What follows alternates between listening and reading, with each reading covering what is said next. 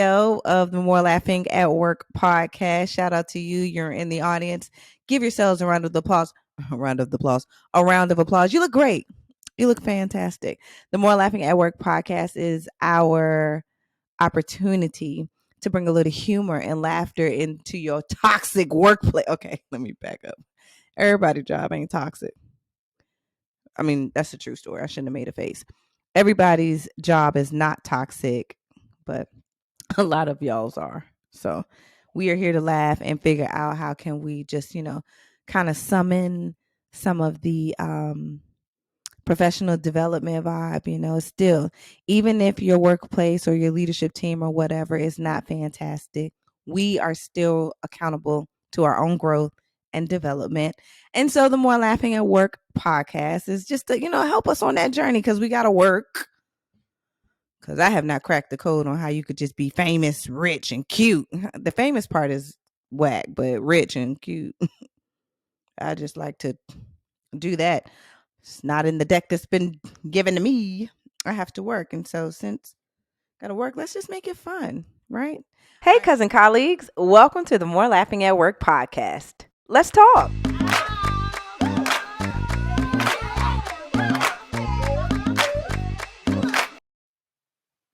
Hey, is it just me? Or is that an elephant in the office? Oh my God, listen to her, y'all. Listen. Don't nobody know what she's talking about. She is too smart. Girl, bye. Look at your little smart self. You're the only one. Like, nobody. I mean, they look good. She using big words. I mean, easy 6-syllable words. Easy. Still don't know what it's going over my head. Look at everybody's face. I'm not the only one. Look. Y'all, he sleep. That's how somebody just need to tell her that her GPA just went to waste because we cannot decode what she's saying. And look at Margie, the manager. Baby, manager Margie, she over there grinning. She excited because she got a good hire. But it doesn't matter because we don't know what she's saying. Okay, well, if we're just all supposed to pretend like we know what the geek is talking about, shout out to the geeks. I wish I was one. Okay, we'll just pretend. But I don't think that anybody knows what's happening.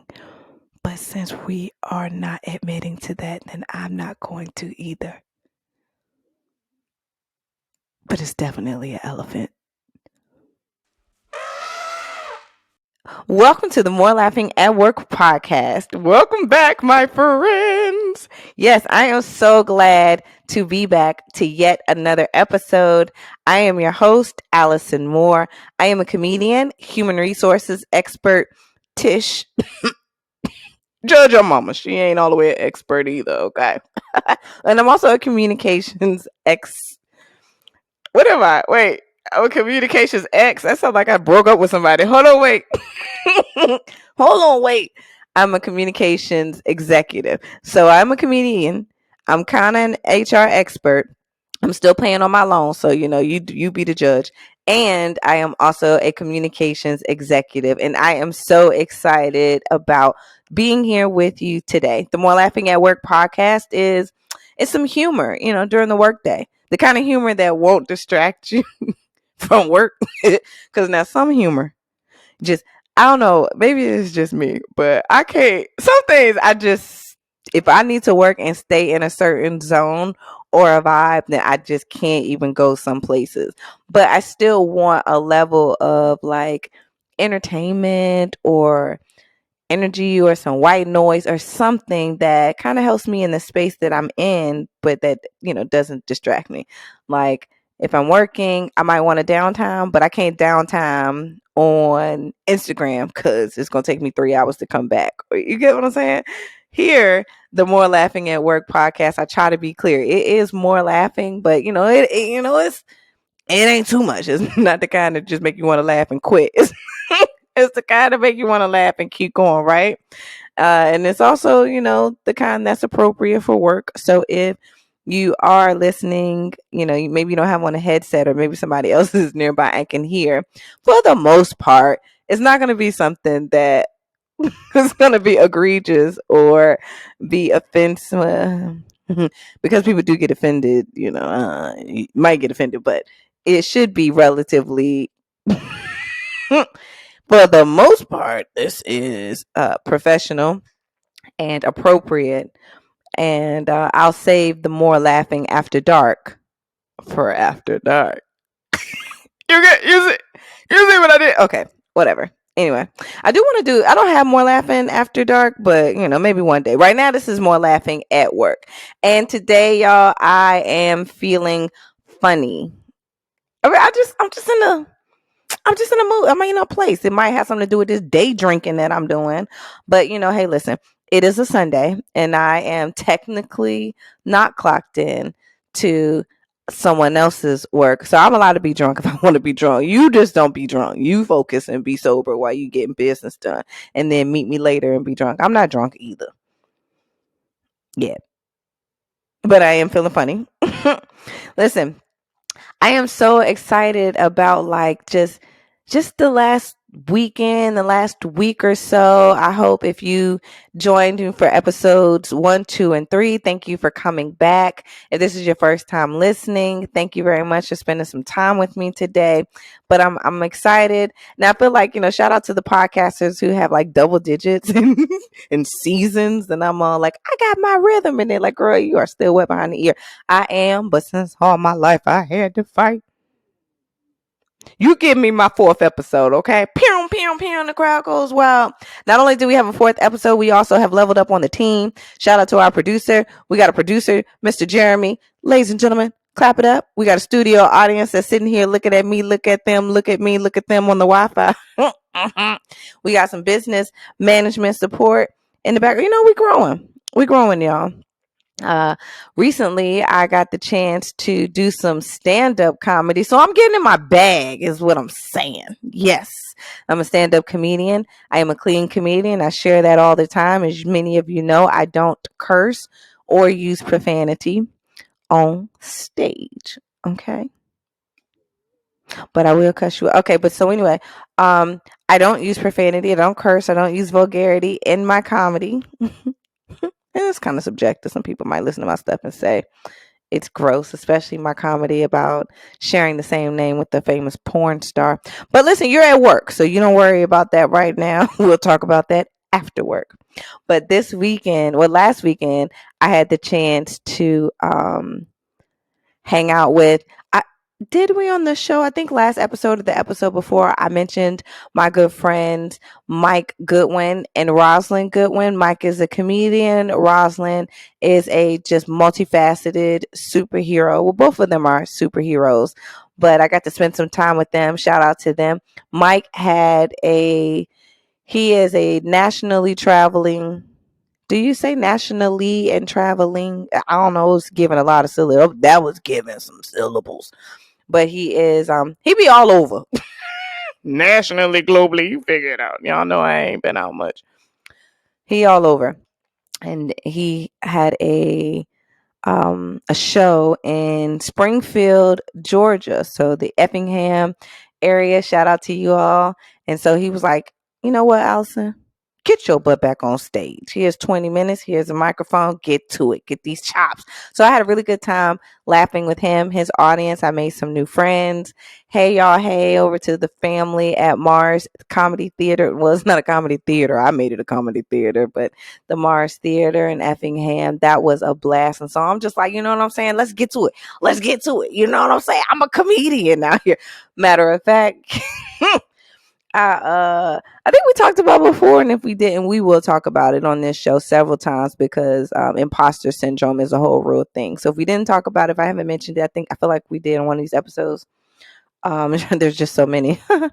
Imposter syndrome is a real thing. I know we're at the show, and I did my set, and so it was me, and then I'm introducing, the headliner, right? Like you know, those of you who go to comedy shows or whatever, are just many of the artists, I mean, they'll bring in an opener or somebody either from their crew or from the community or whatever. They'll start warm up the audience, entertain them while they're getting ready, and then boom, they come out. So that's how we did it. So Mike's like, okay, go in, get you some 10 minutes, 20 minutes. I can't one at a time, and then introduce me. So, I do my set, I'm getting to the end of it, and I'm like, all right, it's time to go. So I say on the microphone, I'm like, all right, now, ladies and gentlemen, give it up for a real comedian. What was that? Who says that? I'm like, let's talk about that, Allison. Mike come on, he was like, ladies and gentlemen, give it up for Allison. Then she talking about a real comedian. Like, Allison, what do you do? You are. And it was in that moment where I'm just like, your imposter syndrome situation is gonna sabotage you. Like, what are you doing? Who says that? A real comedian. You stand on stage and you tell jokes. You write them down. You practice them. You go to open mic. You've been doing this for years. You've had to change. Like, did I tell y'all? But I mean, I'm open for Sinbad a couple of times. I got a chance to open on the Martin Lawrence show. That show was amazing. They had a whole bunch of celebrities that I got the chance to just be on the same stage before they came out. They might have not known exactly that I was even in the building. But you know what? Listen, I was there and I did it. I'm a real comedian. And still though, there's something that's like, but there's more to do. But are you really? And that's where that imposter syndrome comes in. And we have to constantly work to kick them out, because they're interfering with the space that we could be taking up. So like me, in my case, I'm thinking, if you don't hold your head up, Allison, and have some confidence, then why would you think that other people should be confident in you? Like, what are you doing, to say, give it up for the real comedian? I know Mike was probably like, well, if you ain't a real comedian, why you let me really pay you? I'm like, oh, let me take that back. I am a real comedian. I'm exactly positively a real comedian. That's a whole thing. When we have these imposter syndrome moments, we are not only telling ourselves, oh, you know what, maybe I'm not really the real, but then we're also just putting that out, and we're opening ourselves up to, that unsure energy, that doubtful, that, hey, can you come reassure me? Are you sure? Like, yo, it's time out. So that was definitely a moment where I'm like, eek, Allison, get it together. Anywho, I'm a real comedian. I'm feeling real funny. And I'm like, you know what? We got to break up with imposter syndrome. And it might be a constant thing, but for me, it's going down. So anywho, thank you for listening. That was my experience just from this weekend. And I had a blast stand-up comedy. I love it. It is a thorn in my side. Sometimes I'm like, I'm quitting comedy. And then I'm like, but I can't. And it's just so interesting. Like, people are like so interested about the comedy piece. I could give my whole life story and people are like, So you do stand up and you don't curse on stage? On stage. Anyway.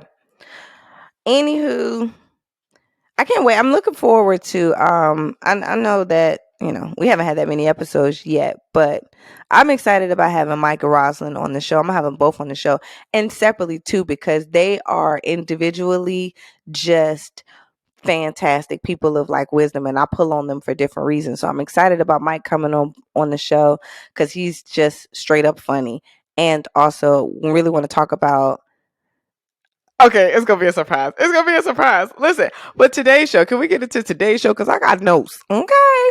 Today, episode 4, season 1. Because it's a season.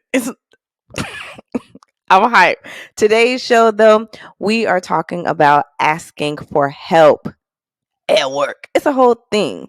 I really want to talk about it. Can we get into it? Oftentimes, we're sitting there, we're doing the same thing over and over and over. And the truth be told, we really don't know what we're doing, or we're really not that good at it, or there's a lot of opportunity for us to grow, but we don't even ask, especially those of us who hate our job anyway. And then we get into this, well, they lucky that I'm even here.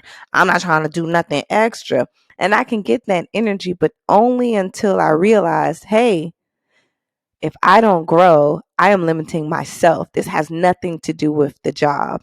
And so today, I want us to be encouraged, inspired, and actually get out there and realize, there's opportunities for me to grow. And I'm going to make sure that this job is going to pay for it. Okay. All right. So what are we talking about today? We're asking for help and training at work. Because you know what? We need it. Respectfully.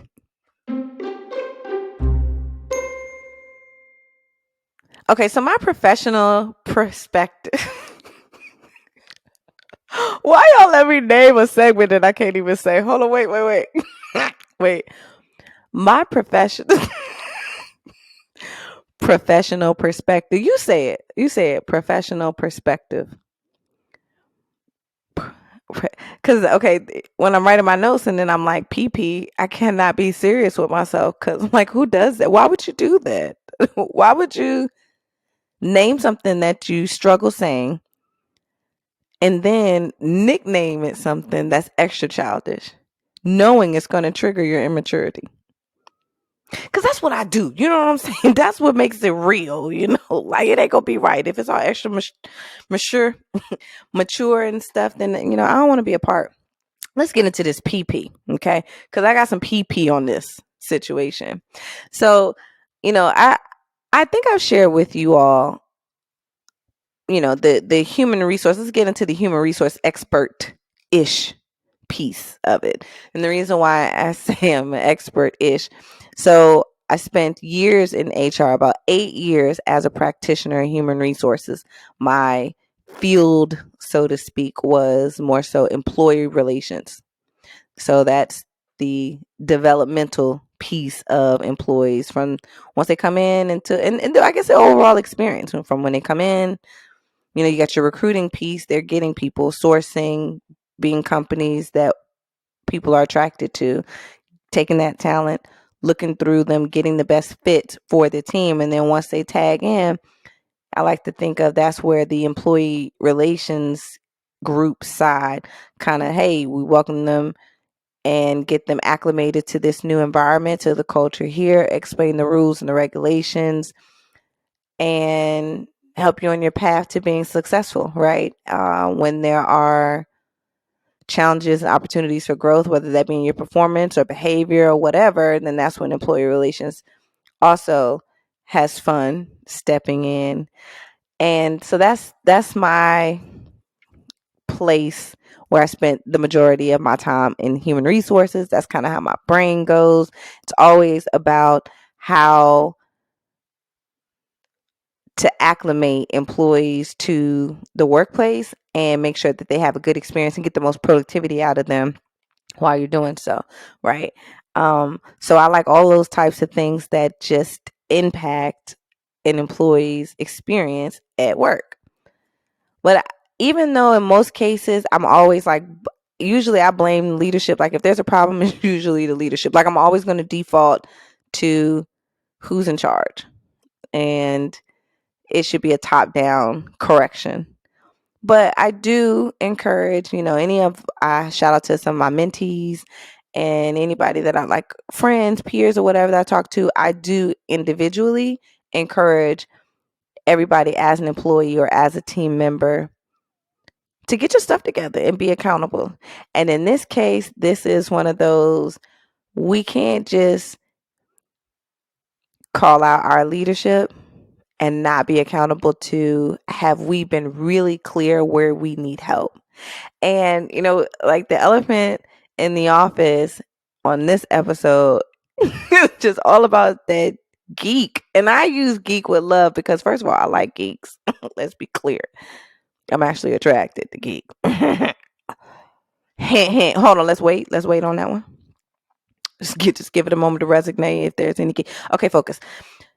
It's I'm saying geek with love, right? But sometimes you have people that are just so smart or so well informed about something that it comes off as they're talking down to you, or you just don't know what they're talking about. And that is always such a glaring, to me, I'm always looking at leadership team like, how long are you going to let these people just float on this island where, yes, they're brilliant, smart, whatever. Yes, they have a wealth of knowledge and they can be so helpful to the rest of the team, but the rest of the team don't know what they're talking about. So step in, help. And I don't know, like for me, I recently had this thought of like, Allison, you've been in several spaces and situations you didn't know what was going on. But did you tell anybody that you didn't know what was going on? Now, there are some leadership teams, to be honest and fair, that they're trash. They could care less if you know what's going on or you're developed or not. But at least for us, we have to make sure that we're asking for the help that we need, that we are demanding the training and development that we need, even if we don't feel like that our organizations really want that for us or they see that. We need to have our own level of curiosity and pursuit so that we can continue to evolve, And ultimately, if we could just be honest, it's time out for being insecure about not knowing something. For real, when you don't know something, you let them insecurities set you in, you sit in there a box, and I'm tired. I'm tired, y'all. I don't want to do it. Co-worker cousin over here is like, y'all not about to have me pent up. You hear I talk pent up. You're not about to have me pent up because I don't know something. I'm sitting over here in a corner trying to pretend like I know what's going on, trying to time when I need to smile and say and wink or whatever. And no, the bottom line is I'm done with being quiet and confused. Okay, true. Even though still I rise. Still I don't know what's going on, but still I rise. Dang, got me over here sitting confused because I just have no idea what you're talking about. No, sir, ma'am, this is 2023, and actually, I know that I've been working here for 4 years and still don't know what's going on, and so you knew I didn't know what was going on, but I'm not about to be embarrassed about it anymore. It's not my fault that I can't say with these kids out of college. I don't know what they got going on in the other department. I don't know what's going on. Look, I don't know. I'm confused and I need some help. So stop playing in my face because you knew I ain't know this stuff. You know by the way that I say your, Y-O-U-R, when it should be Y-O-U apostrophe R-E. You know good as well. I don't even got a handle on the subject, verbs, and agreements. Subject, verbs, and agreements. Your mama don't know it, okay? Daggone it. So I don't know what's happening here. And you need to stop, slow down, and break it down to me because I want to know. Shoot. And honestly, though, that's my little rant, but I feel that way. Like employers, and I got a couple of friends that are director levels, and I got 2 companies that I help do some consultation for leadership. And I just try to like, stop playing. You can't wait all the time for your employees to tell you that they don't know what's going on. You know they don't know what's going on. You knew they didn't know what was going on when you created that offer letter.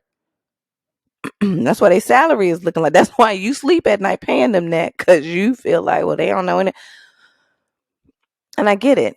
But us people, employees that report to somebody, it's our responsibility to speak up for ourselves. Because you might not have somebody that's looking for opportunities for you to grow, but come on. Shoot. There's so many things, y'all. And in any way, when you're at work and you feel lost about something, maybe you're not motivated to, like, I don't want to do anything extra. I don't want to learn anything extra. I would challenge you. And that's what our show is all about, right? That's what our community and our space is all about. It's challenging each other and encouraging growth and development and a little bit of leveling up. But if you don't want to learn anything else, that is a sign you need therapy. I don't have all the answers. I just know you need to talk to somebody about that. Come on. Don't turn off your learning. Don't turn off your desire to know. Don't turn off your desire to evolve and to grow. Maybe you don't want to gain anything else that you feel like is so work specific.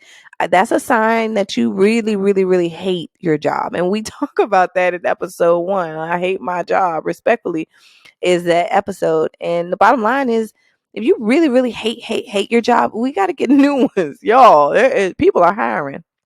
But if you are at a space where you're like, well, I don't want to invest in something that is not a requirement for me to take on more responsibility or learn or whatever, like it's not worth it for me, they're not trying to pay me anything extra, what's the point? I get those arguments, but then I would push back because we doing a little give and take, we playing a little tennis.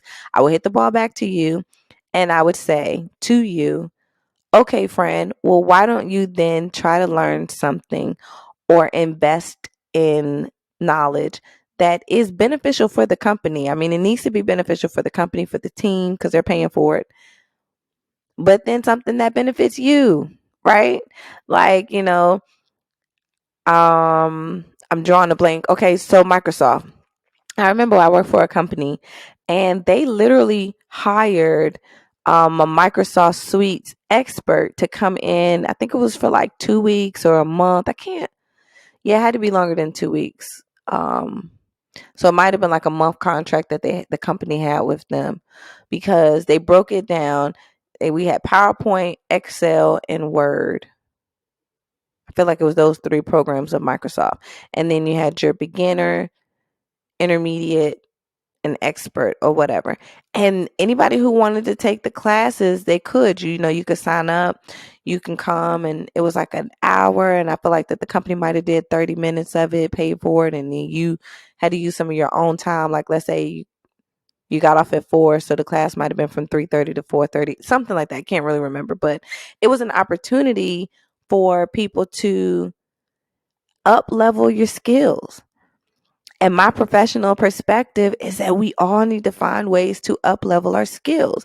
So in this particular case or example, you for the person that says, "Hey, I want to invest, I want to grow, I want to learn more, I want to do my job faster or easier or whatever." Excel or Microsoft is a program that I can use outside of work. So it'll help me be better at work, be more effective, productive, efficient. But I can also use this in my budgeting because y'all, Excel is a beast for that. Presentations for like you could just use it in different ways. So that's an example of something where it's like maybe you don't want to go to school, you don't want to go back and get a degree or whatever certification and something that you can only think about it, use it, and it's only beneficial for you at work.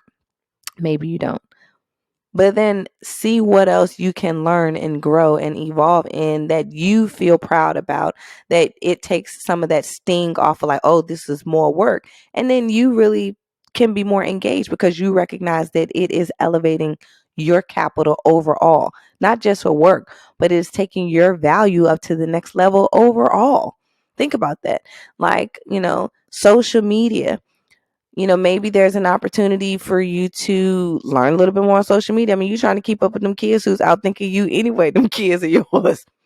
Carry your butt to social media class if your company is offering it. Or take a course or a training or a class or something. Like, make sure that we are using our job as a tool to sharpen ourselves and not just as the key to paying a bill. There's more to your job than paying a bill. Hold on, wait, my stomach growling. Hold it. I think I breathed in too hard. I breathed in and the whole. Mm, mm.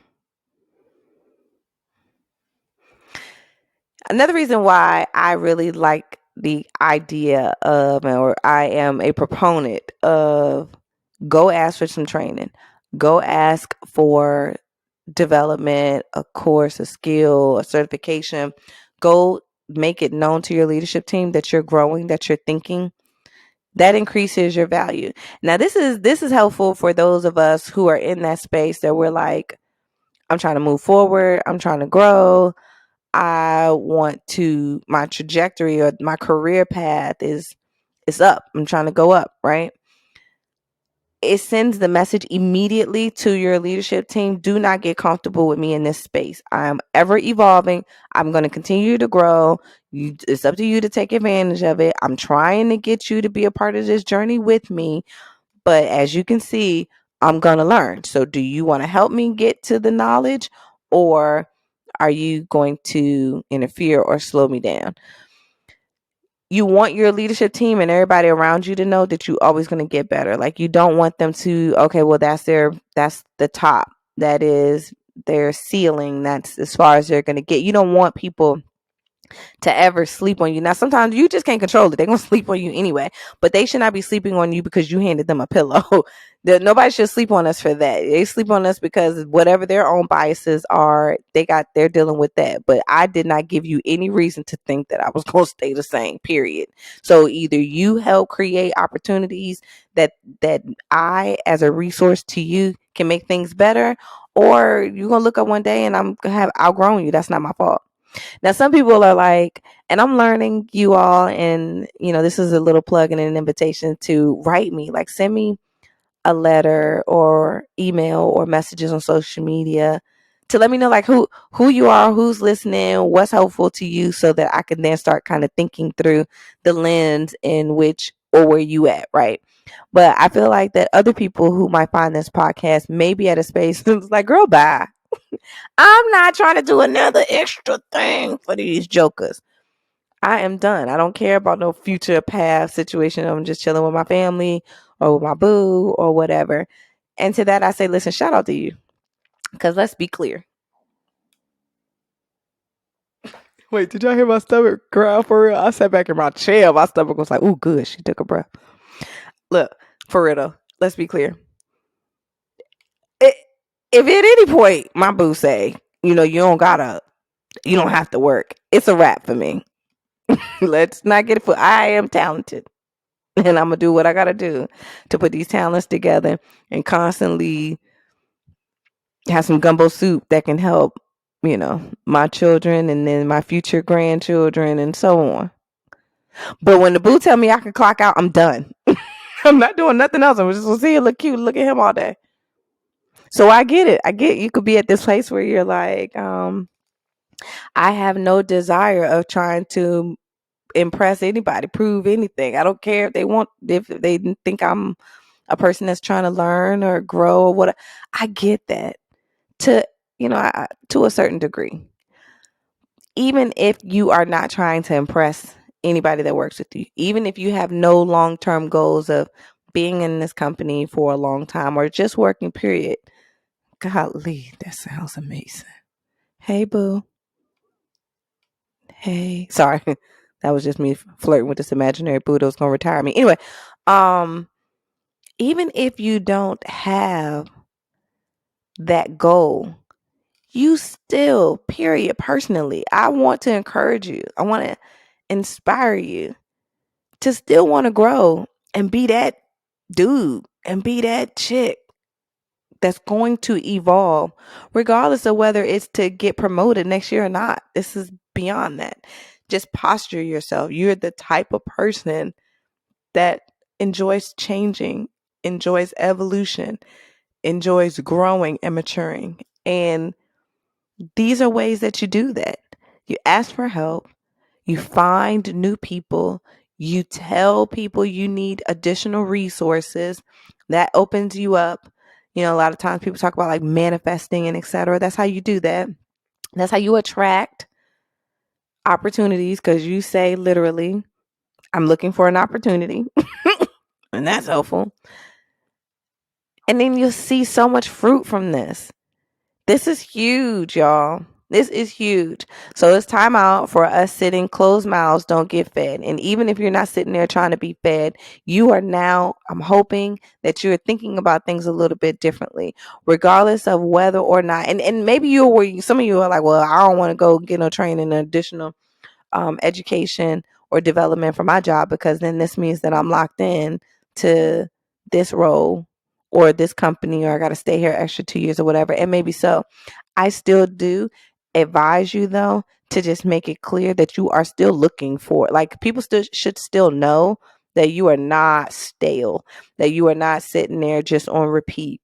Even if you've been there for 8 years and you just been comfortable or whatever, that's fine. This is a new day. And as of today, it is actually cool and it's actually beneficial to you, to me, to us, to learn, to grow, to move forward, to evolve. So we now are holding each other accountable to applying pressure on everybody around us. What's up? What's good? Where is the networking groups? Where are the resources? Where are the people that are getting it? Where I'm trying to get it? What are the training opportunities here? You do know that on my resume, I said I had never done this or I've only done this, but you're asking me to do this. So where is the bridge that helps me go from here to here? Some of us is like, listen, like that elephant in the office. I don't know what Michelle talking about. I don't. She just too smart and she keep back. I don't know what she's talking about, but I want to know what she's talking about. So I want to go to the training and she go. I want to go to the class that helps me to decode what the heck she talking about. Like, let's get with that, y'all.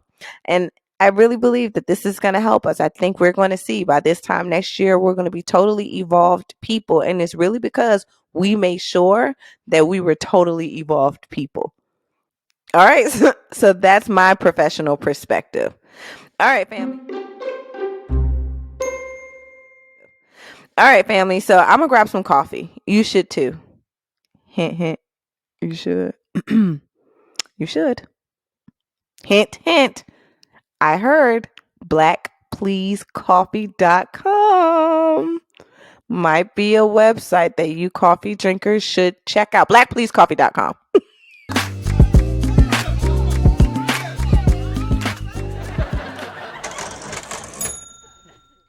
Welcome back, y'all. Let's get into this shmoney. Okay. So this segment is titled More Laughing All the Way to the Bank. Can we talk about work, right? So can we talk about money, please? Because listen, you already heard what I'm going through. My vision casting over here. I'm working for the shmoney. And I need that. But I also want the goal to be happy, hence the more laughing all the way to the bank. Because I done been to several of a bank and I wasn't happy. I was depressed. I was sad. I was embarrassed. And I'm excited about this new season in my life where money does not trigger me into depression. I have other things that got me frustrated, but it ain't money. It's not being able to pay bills. I'm tired of laughing to keep from crying.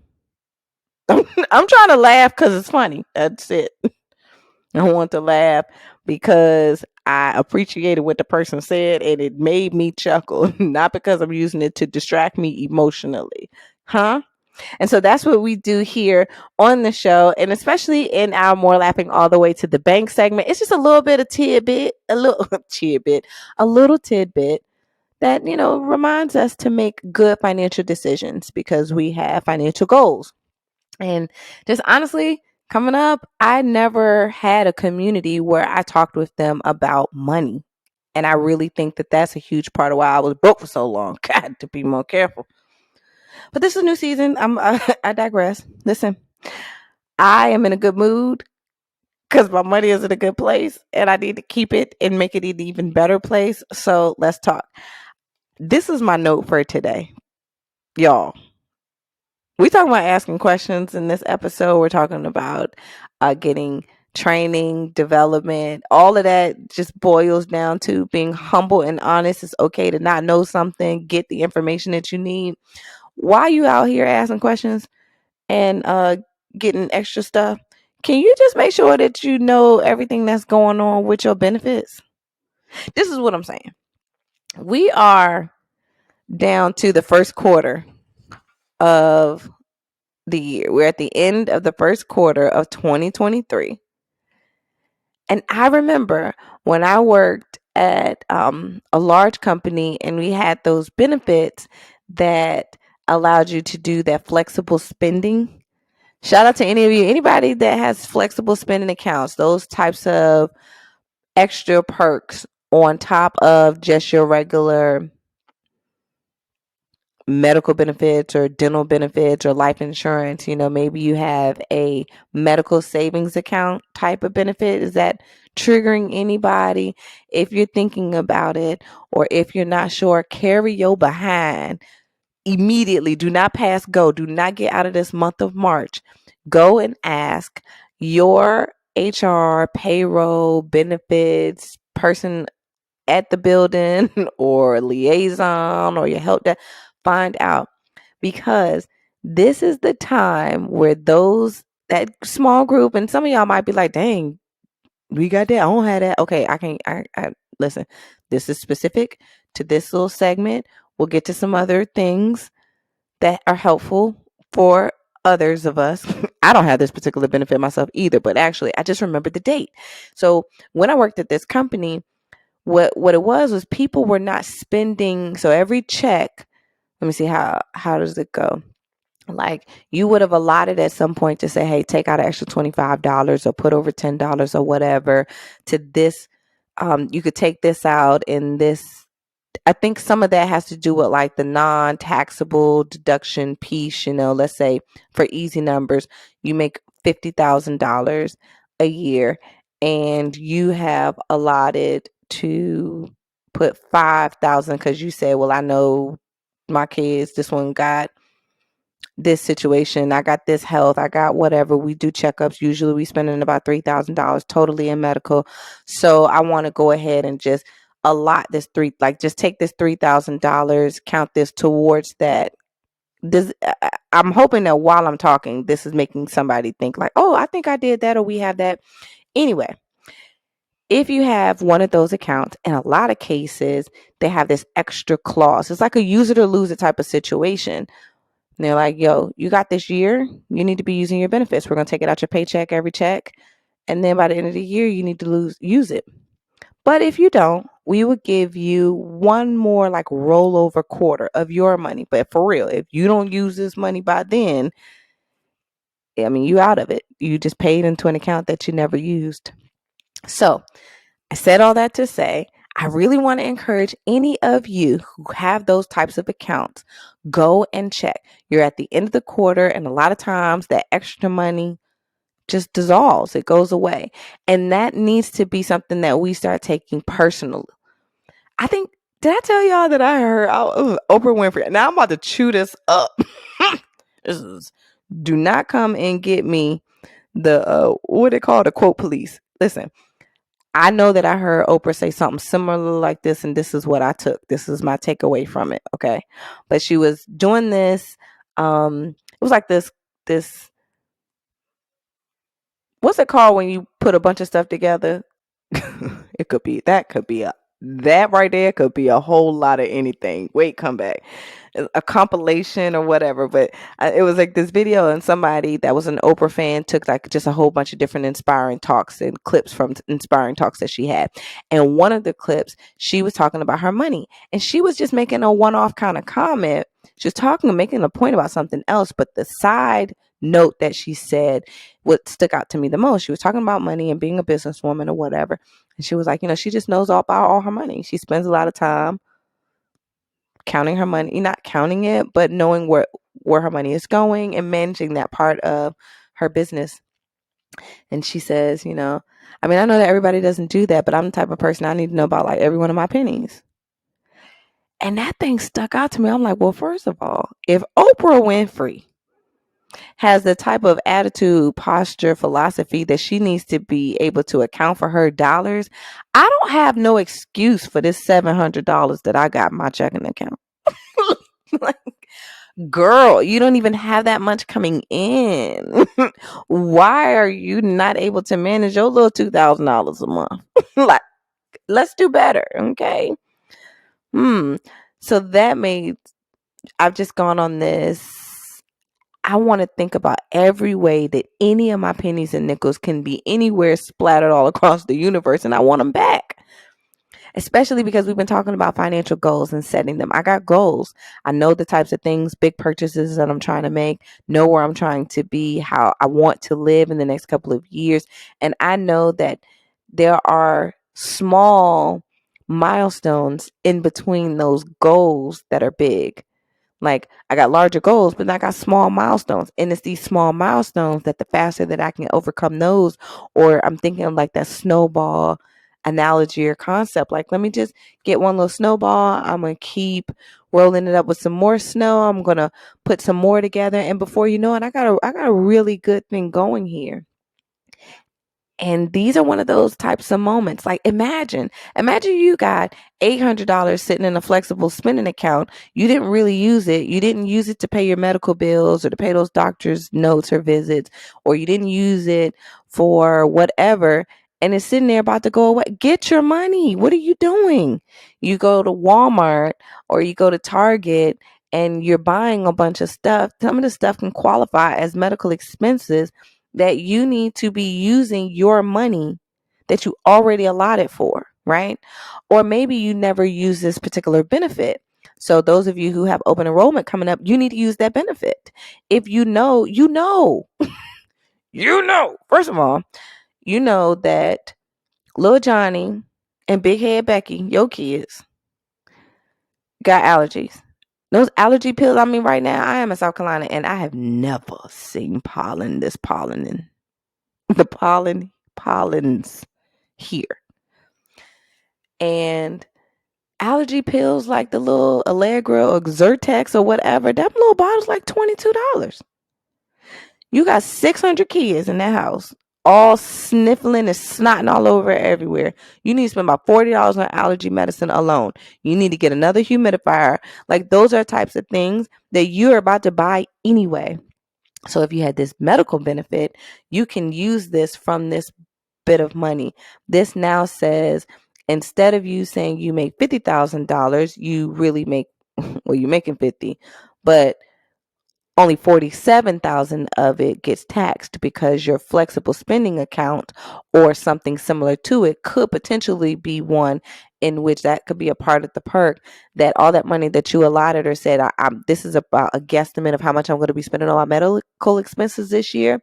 This reduces or like takes you down in that tax bracket. And those types of things are important. But see, like if you don't have conversations like this, then you don't even know how to think, and you miss opportunities that other people take advantage of that just helps them a little bit more.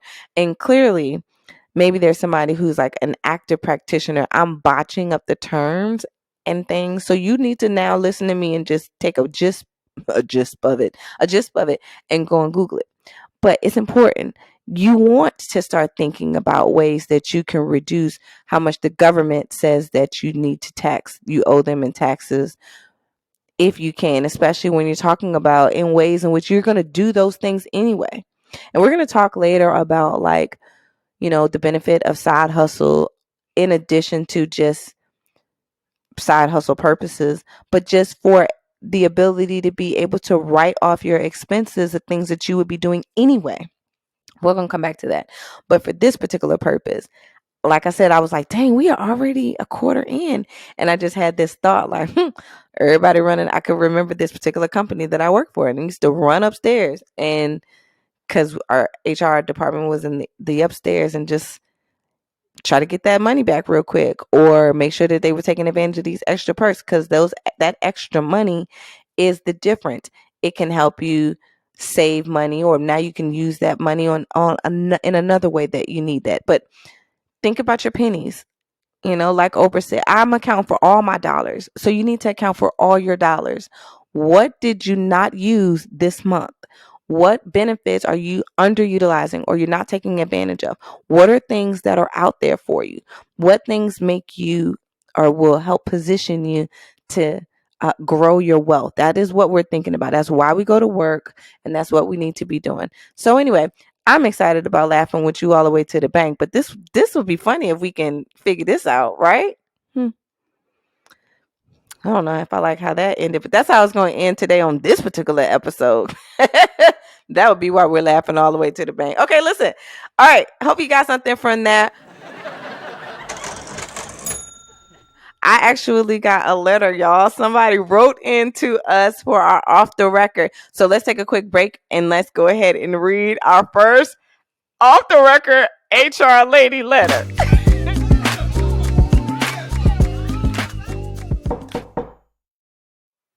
Okay, so we got a letter. All right, so our first off the record letter comes from writes and says, "Hey Allison, can't wait to see you in Virginia." Oh yeah, that's right. I forgot to tell y'all I'm going to Virginia. Okay, focus. I'll come back to that. "Hey Allison, can't wait to see you in Virginia. What do you do when you have employed someone who wants to get paid in advance for silly reasons? Okay, so what do you do when you've employed someone who wants to get paid in advance for silly reasons? So I thought through this and, some of the best ways that I can, give a little support for what you're going through. And I believe that to put things into perspective for everybody else who's listening, I know has a it's a custodial business, commercial custodial. Wait, custodial, is that got something to do with parents? Anyway, focus. So comes into your office spaces, she brings her team in and they make sure that it's real clean, not the kind of clean that they use the same mop water for the last 2 months and they're not even giving their staff new gloves to help clean. So super professional. She don't play. Small team and has been doing this for about 20 years running this company. She's a boss. So here's my thoughts for you. And I have it broken up into two thoughts that I had when I first read this email. Well, first thing, and you were there when you asked me. First, I had to get past my reading. I was like, oh, dang, if I tell people to write me a letter, I got to read it. And the way my conditions are set up, you know what I'm saying? Sometimes, you win some, you lose some. Not always a good reader. Anyway, okay, so what do you do when you have employed someone who wants to get paid in advance for silly reasons? First thing I would say to you and anybody who's in a situation similar to you is be careful not to ever admit to your people that you think anything that they say is silly. That's the first thing that just jumps out. I always try to lead with empathy, even though many times your staff, they're just kids trapped in grown people bodies. I understand that intimately because I am one. I am a child that is in a grown senior citizen body. So I understand that I might be a little off-putting at times for anybody who's leading me. I try to look through those lenses when I think about other people. And you got to too. Even though it is silly to you, it might not be silly to them. And yes, in most cases, they might more than likely are probably lying and making something up. But there is a strong group of people who are not lying. And maybe their life just seems silly or frivolous to you. The moment that you come across judging someone's severity or need or etc., you put yourself into a whole different space that I would not advise you going. So just make sure that because your team knows you, you don't want them to be able to say that you're not empathetic, that their challenges are super small and minute and silly and minuscule or immature or whatever to you. You don't want to be the one that says that. Because in some cases, it's just a difference of maybe you've been removed from some of the challenges or the places and spaces that they are in, that it's like for you, like, what? Who's going through that? But it could really be a real thing to them. And maybe they are pathological liars, but you have other employees who are witnessing this. And again, you just don't want to be that leader that dismisses anybody's hardship, even if you think it is silly, even if it really is silly. If they say it's a hardship, it's a hardship. It needs to be a hardship for you. However, what then needs to happen is the onus of responsibility. And I think I said this earlier in this episode too. I'm gonna always come for the leadership first. I start with me, and I always encourage my peers that are in leadership roles to examine themselves first before they go in on the people that are up under them. And most of the leaders that I interface with, they have such a hard time wrapping their brain around that for whatever reason. If somebody is coming to you with something that seems to be silly reasons, a lot of cases because you don't have the structure or the boundaries or you don't have the rules outlined clearly in a way in which that silly reason got your attention. Like, if you had a policy or a firm something in place, that silly reason becomes less likely to even hit your airwaves, right? Or it's a situation where they can't easily say, like, what you mean? Why you talk about allergies? I had an allergy attack. I got severe allergies. I need to get paid early so I can get my defibrillator. I don't even know what the heck that is, why I did that and decided to go there with my choice of analogies, but we're here now. That got to do with you. Like, why don't you have written up there, hey, so here's some suggestions. I would say either outline very clearly from the beginning so that people understand this is what constitutes or what warrants, or here is an approved hardship or whatever. Like, put those things into place. So you can do something that says, hey, especially when you're running these smaller companies and you have more flexibility, that could be a good thing and it could be a challenging thing. But you say, I do 3 financial hardships, do your life of employment or once a quarter. You also spend time, and I know that you do, in particular, I know that you have a sense and understanding of the communities and the lifestyles that these employees of yours comes from. Some leaders, they're so removed and disengaged that they can't even, that's why they lack empathy, because they don't even know life outside of their bubble. And I wag my finger at employers or leaders who have people that are up under them that they don't spend any time in their world, but you think that you can influence them and motivate them to do what you need them to do. Is weird. Whatever.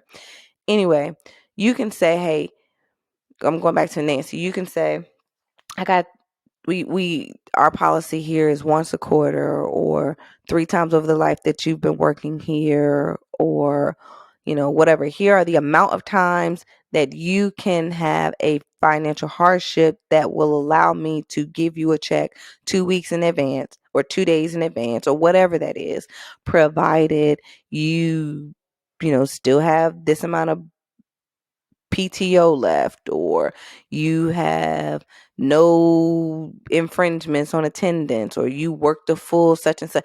Like, you put these things into place that then you have, or you're able to measure, or kind of, I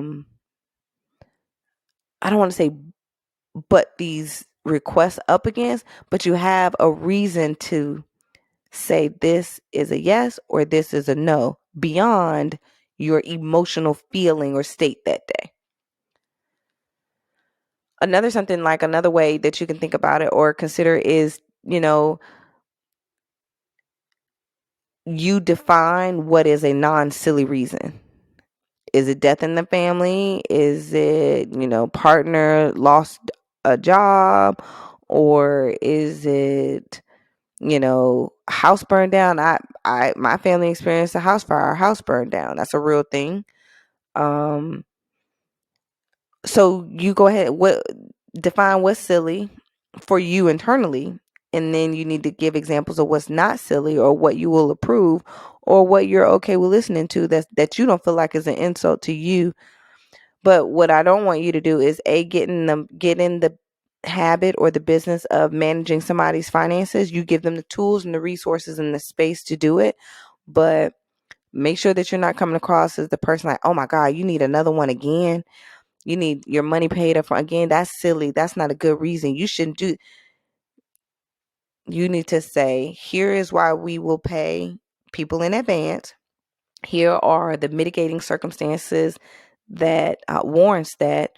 Or here is, maybe you say, we'll figure it out when we'll cross that road when we get there, but it needs to be something that at least impacts or something. Like, you just need to do your part in defining what that is, what makes a good reason to you or to the company. And it needs to be clear, because the biggest thing, I talk about, and my first response is always going to be something like fluffy and emotional, because I am such an emo person. So I will argue with a judge about the way something made somebody feel. I cannot wait until people put more respect on emotional or EQs, because I just think that that's critical. But aside from that, that's most important to me. But another real reason why you have to do this hard work is because you don't want to find yourself. What really screams is the opportunity for there to be discrimination. Because you have, let's say, for example, Chuck. You got Chuck. That Chuck done came to you 3-4 times. You know your relationship with Chuck. You love you some Chuck. He's a good kid, or he's a good guy, or he's a good whatever. Chuck got some issues. You've been working with Chuck. Well, now Chuck keep coming and taking advantage of you because he knows that you're nice. And Chuck is asking you for his money up front again.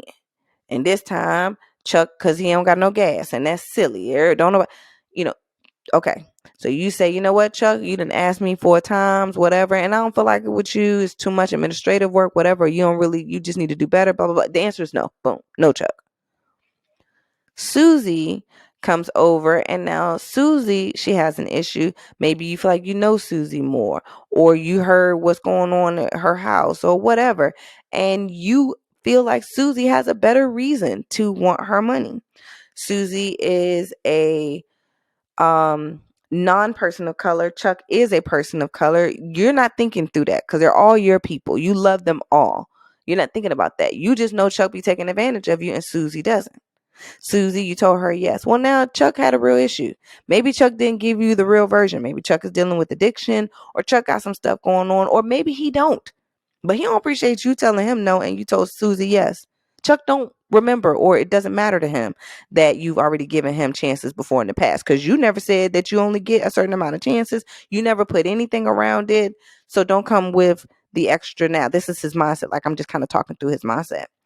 Now you got a problem, because you have a person that feels like, or has grounds to say, they were denied this major significant situation or circumstance or benefit for no reason at all, because you didn't have a policy. You didn't make it clear. You told them yes before. You already set a precedent that you would tell them yes.